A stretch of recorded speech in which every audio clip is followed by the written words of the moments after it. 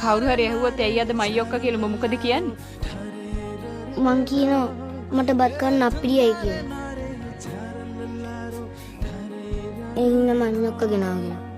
අපි හන්දා මෙරි මෙරි ගිනි හංගා කුස යට නින්දා හිවස ගන්නේ රන් හිරුසේ නෙත් යුග නොම වෙසු දරු දුක කෑගසා අඳුරේ පිරිය දෙයි ඒ ආදරේ ආදර මව්වරුනේ මහමායාවරුනේ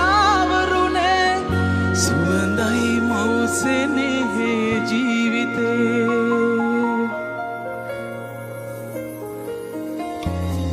නරේ නරේ චරලලාර